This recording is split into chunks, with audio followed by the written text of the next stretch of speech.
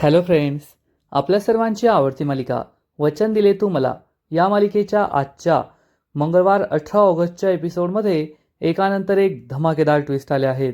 Friends, आजचा episode खूप भारी होता. मग नेमकं घडले तरी काय?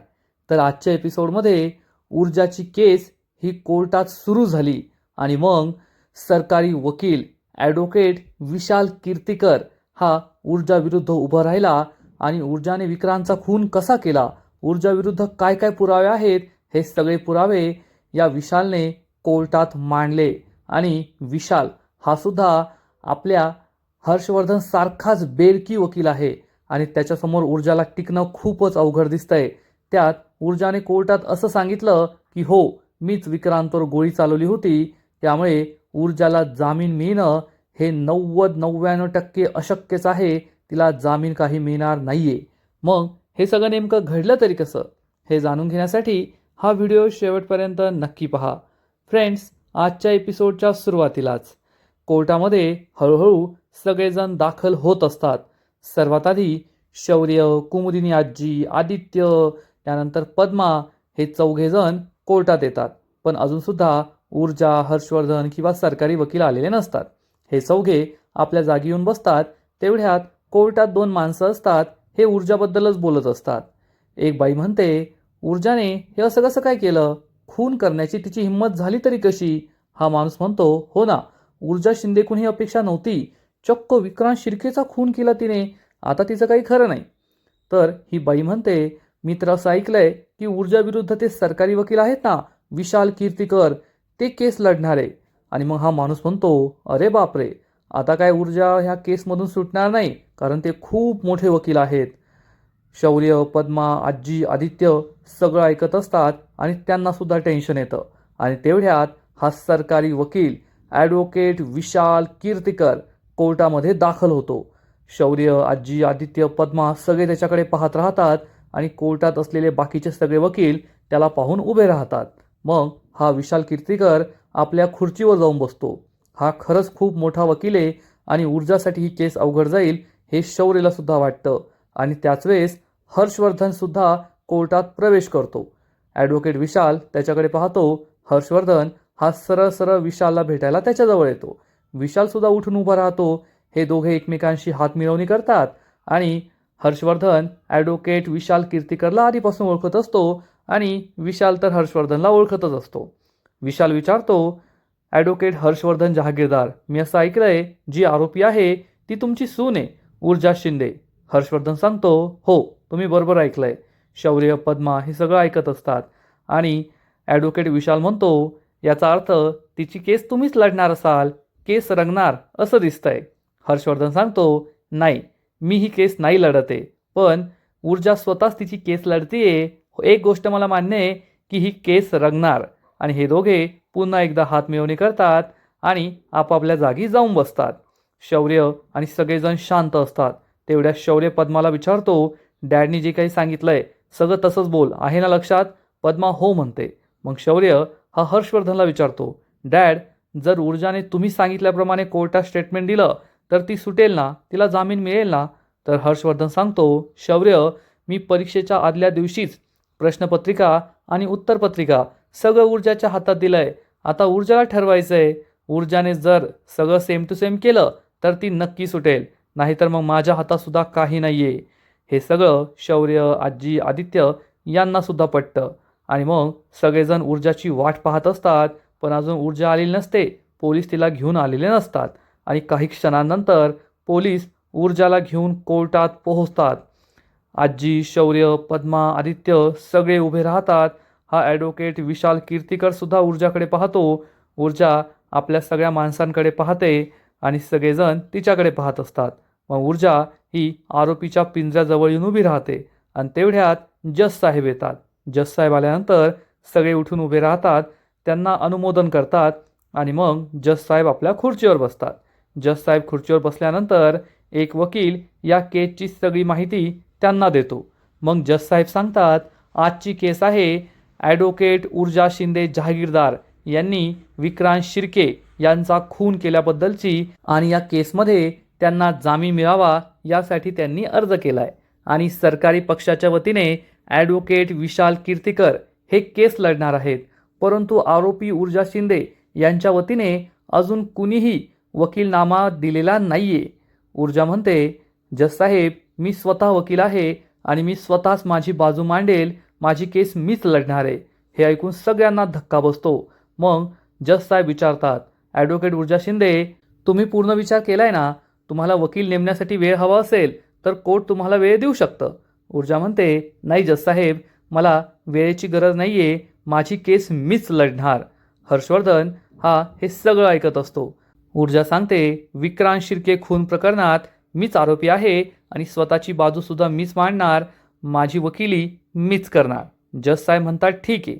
आणि मग जज साहेब सरकारी वकील ॲडव्होकेट विशाल कीर्तीकर यांना आपली बाजू मांडायला सांगतात. ॲडव्होकेट विशाल उभा राहतो आणि म्हणतो, जज साहेब, या केसमध्ये ऊर्जा शिंदे जहागीरदार यांनी मयत विक्रांत शिर्के यांचा खून केलाय की नाही, मग या खरोखर आरोपी आहेत, यांच्यावर आरोप सिद्ध करायचे की नाहीत, याविषयी आज आपण नाही बोलणार. तर आज आपण बोलणार आहोत, यांना या केसमध्ये जामीन मिळायला पाहिजे की नाही मिळायला पाहिजे. तर जज साहेब, आधी आपण त्यांच्याविरुद्ध काय काय पुरावे आहेत याबद्दल जाणून घेऊया. सगळ्यात आधी मी तुम्हाला एक गोष्ट सांगतो. ही गोष्ट तुम्ही सुद्धा नक्कीच ऐकली असेल. एक मांजर असतं आणि ते मांजर पहिल्या दिवशी दूध पितं. पहिल्या दिवशी थोडं घाबरत दूध पितं. त्याला असं वाटतं कुणी पाहील, मारील, पण त्याला कुणी काही पाहत नाही, मारत नाही, ते मस्त दूध पितं. मग ते दुसऱ्या दिवशी येतं, ते दुसऱ्या दिवशी सुद्धा निवांत दूध पितं. सगळेजण ही गोष्ट ऐकत असतात आणि हा ॲडव्होकेट विशालसुद्धा चांगलाच बेरकी आहे हर्षवर्धनसारखा. ॲडव्होकेट विशाल पुढे सांगतो, मग तिसरा दिवस, चौथा दिवस, पाचवा दिवस असे दिवस पुढे पुढे जातात आणि या मांजराला मग सवयच होते. ते रोज येतं, मस्त डोळे मिटून दूध पितं. त्याला असा गैरसमज होतो की मी डोळे मिटून दूध पिलोय, याचा अर्थ कोणाला कळतच नाहीये की मी दूध पितोय. परंतु असं नसतं. अख्ख्या जगाला माहीत असतं की हे मांजर दूध पितंय. आणि ॲडव्होकेट ऊर्जा शिंदे जहागीरदार यांची सुद्धा तीच गत झाली आहे.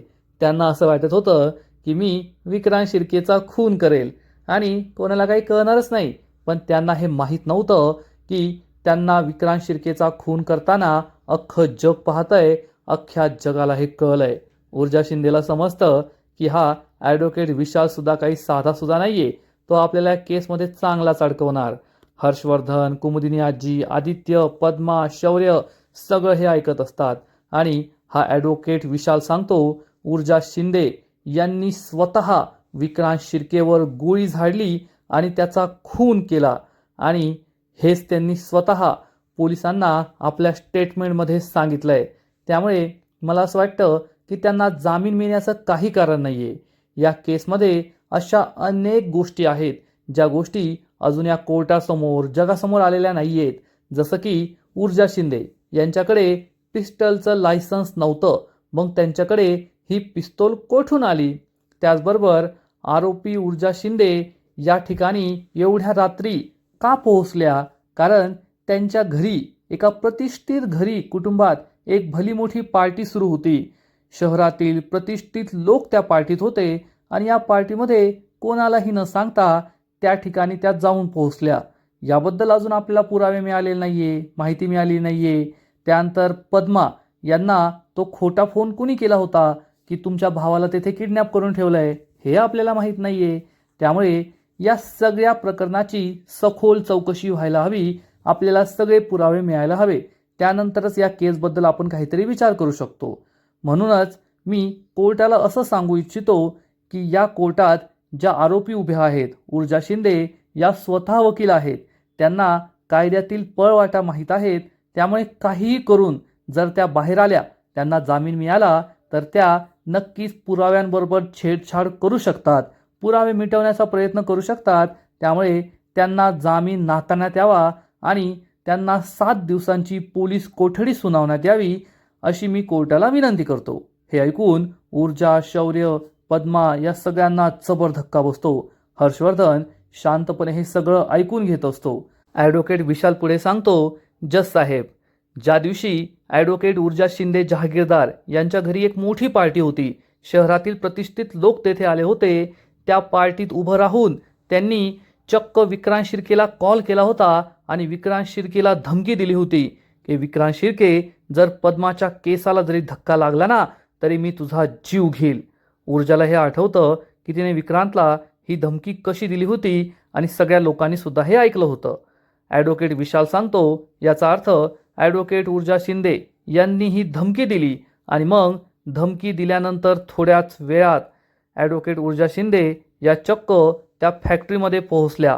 त्या फॅक्टरीमध्ये पोहोचल्यावर त्यांनी विक्रांतचा सगळ्यांसमोर खून केला.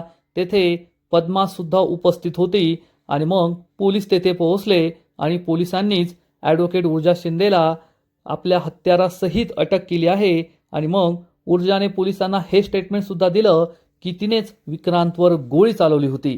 त्यामुळे या केसमध्ये ऊर्जा शिंदेला जामीन नाकारण्यात यावा अशीच मी विनंती करतो. ऊर्जा गप्प असते आणि सगळं ऐकून घेत असते. शौर्य, हर्षवर्धन, आदित्य, पद्मा, आजी सगळे कोर्टामध्ये असतात. आणि मग हा ॲडव्होकेट विशाल जज साहेबांना विचारतो, जज साहेब, मला असं वाटतं की ऊर्जा शिंदेंनी या प्रश्नाचं उत्तर द्यायला पाहिजे की त्या ठिकाणी अशा मध्यरात्री का गेल्या होत्या.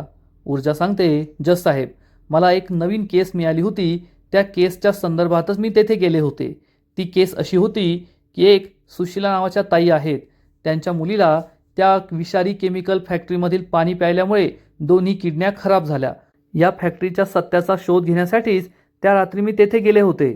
विक्रांत शिर्के तेथे कसा आला, काय आला याबद्दल मला काहीच माहिती नाहीये. मग हा ॲडव्होकेट विशाल विचारतो, ठीक आहे, मानलं तुमचं. तुमच्याकडे अशी केस आली होती आणि त्या केसचं इन्व्हेस्टिगेशन करायला तुम्ही तेथे गेला होतात. मग कोण आहे यात सुशीलाताई? कोण आहे त्यांची मुलगी सोनाली? द्या, सांगा कोण आहे त्या. ऊर्जाकडे या प्रश्नाचं उत्तर नसतं. मग हा वकील विशाल विचारतो, ठीक आहे, त्यांचा पत्ता सांगा. ऊर्जाकडे या प्रश्नाचं उत्तर नसतं. विशाल विचारतो, फोन नंबर? ऊर्जाकडे या प्रश्नाचं सुद्धा उत्तर नसतं. ॲडव्होकेट विशाल जज साहेबांना म्हणतो, पाहिलं का जज साहेब, ज्या व्यक्तीची केस आपण लढतोय त्या व्यक्तीचं फोन नंबर नाहीये, पत्ता नाहीये, ती व्यक्तीसुद्धा येथे हजर नाहीये. मग आपण कसा विश्वास ठेवायचा? ठीक आहे ॲडव्होकेट ऊर्जा शिंदे, तुम्हाला अजून एक संधी. पोलिसांच्या स्टेटमेंटमध्ये तुम्ही एका सुपरवायझरचा उल्लेख केला होता, त्या फॅक्टरीच्या सुपरवायझरचा. कमीत कमी त्या सुपरवायझरचं नाव, पत्ता काहीतरी तुमच्याकडे असेल ना. परंतु ऊर्जाकडे असं काहीच नसतं आणि ऊर्जा गप्प बसते.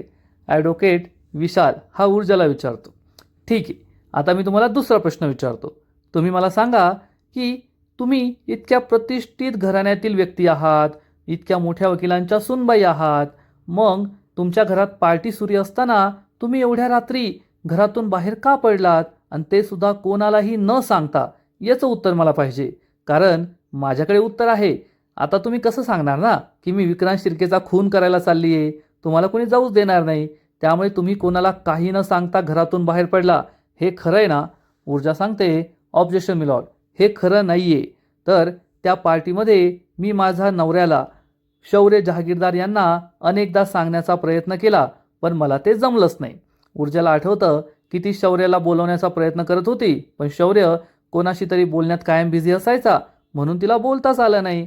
तर ॲडव्होकेट विशाल विचारतो, जज साहेब, हे कसं कोणाला पटू शकतं की तुम्ही तुमच्या नवऱ्याशीच बोलू शकत नाहीये एकाच घरात राहून 5 फुटाच्या अंतरावर? ऊर्जा सांगते, जज साहेब, मोठी पार्टी होती, मोठी मोठी माणसं होती आणि मला शौर्यला डिस्टर्ब करणं योग्य वाटलं नाही. मी शौर्यला कॉलसुद्धा केला होता, पण त्याने माझा फोन उचलला नाही. मग मी त्याला मेसेज केला की मी केसच्या कामानिमित्त बाहेर जातीये, काळजी करू नको, थोड्याच वेळात घरी परत येईल. ॲडव्होकेट विशाल हसू लागतो आणि म्हणतो, जज साहेब, हे विश्वास पटण्यासारखं तरी आहे का? म्हणजे ॲडव्होकेट ऊर्जा शिंदे सांगताय की त्यांच्याच घरामध्ये एकाच घरात राहून त्या स्वतःच्या नवऱ्याला काहीच बोलू शकत नाहीये. असं कसं होऊ शकतं? म्हणजे माझा नवरा माझ्यासमोर उभा आहे आणि मी त्याच्याशी बोलू शकत नाही. खरंच त्या दिवशी ऊर्जाने महामूर्खपणाचा कळस केला होता आणि तोच महामूर्खपणा आता तिच्या वाट्याला येतोय, एवढं मात्र नक्की.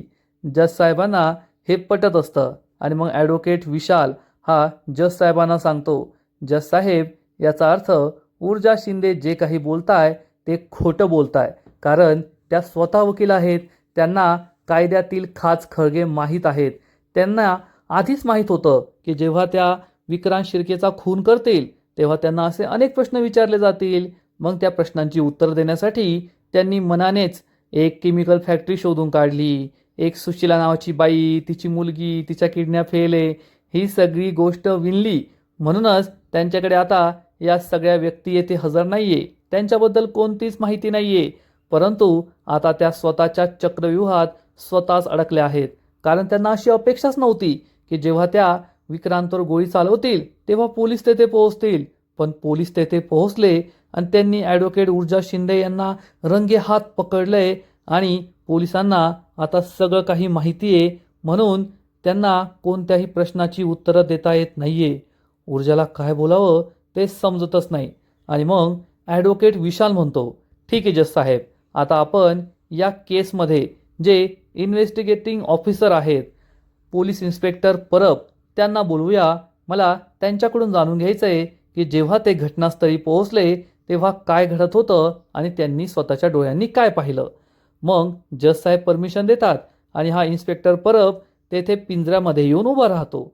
आणि हा ॲडव्होकेट विशाल इन्स्पेक्टर परबला विचारतो, तर सांगा इन्स्पेक्टर परब, जेव्हा तुम्ही घटनास्थळी पोहोचलात तेव्हा तुम्ही काय पाहिलं?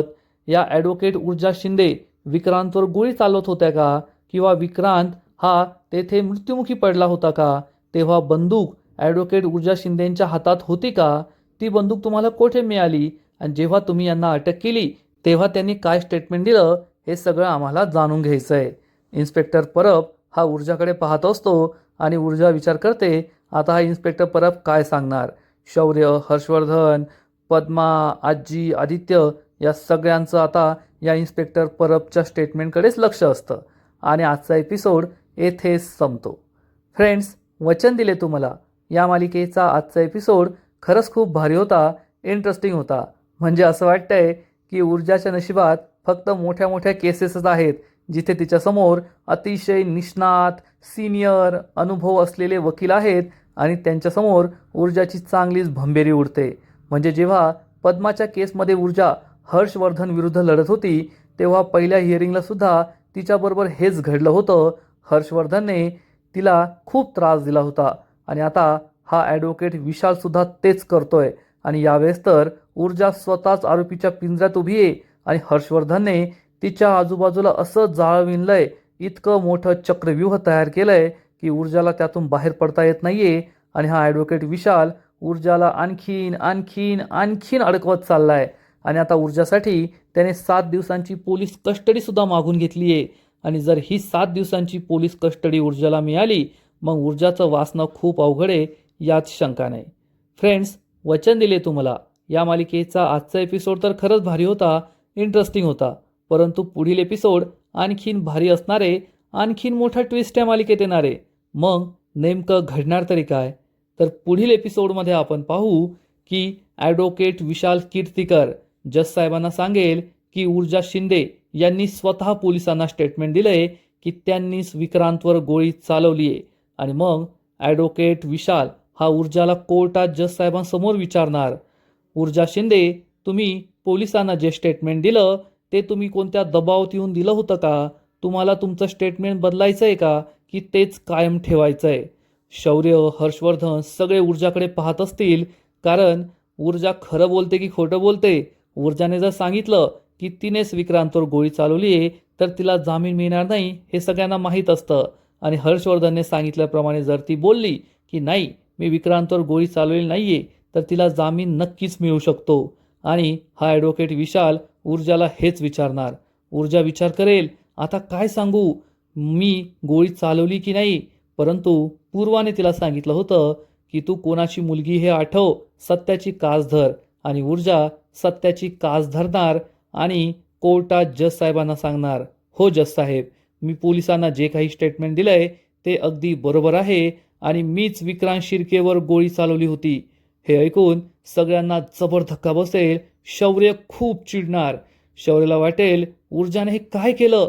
मी तिला समजावून सांगितलं होतं की स्टेटमेंट बदल, मी गोळी नाही चालवली असं सांग, तरीसुद्धा तिने माझं ऐकलं नाही. आता ऊर्जाला काही जामीन मिळणार नाही असं शौर्यला वाटणार. पद्माला खूप टेन्शन येईल. परंतु ऊर्जाने खरं बोलणं सोडलेलं नाहीये. आणि मग त्यानंतर ऊर्जा नक्कीच हे सांगेल की जज साहेब, मी विक्रांतवर गोळी चालवली होती परंतु मी जी गोळी चालवली ती विक्रांतला लागलेली नाहीये आणि विक्रांतला दुसरीच गोळी लागलेली आहे. पण आता हे सिद्ध करायला ऊर्जाकडे पुरावे नाही आहेत आणि हा ॲडव्होकेट विशाल ऊर्जाचं हे स्टेटमेंट लगेच उडवून लावेल यात शंका नाही. मग आता हर्षवर्धनने ऊर्जाच्या भल्यासाठी की वाईटासाठी तिला हे सांगितलंय हे तर आपला पुढे जाऊनच कळणार आहे. पण ॲडव्होकेट विशाल जशी ही केस लढतोय त्यावरून ऊर्जाला जामीन मिळणार नाही आणि तिला 7 दिवसांच्या पोलीस कोठडीमध्ये जावंच लागेल असंच दिसतंय. तर फ्रेंड्स, तुम्हाला काय वाटतं, ऊर्जाला जामीन मिळेल का की ऊर्जाला 7 दिवसांची पोलीस कोठडी मिळेल? नक्कीच कमेंट करून सांगा.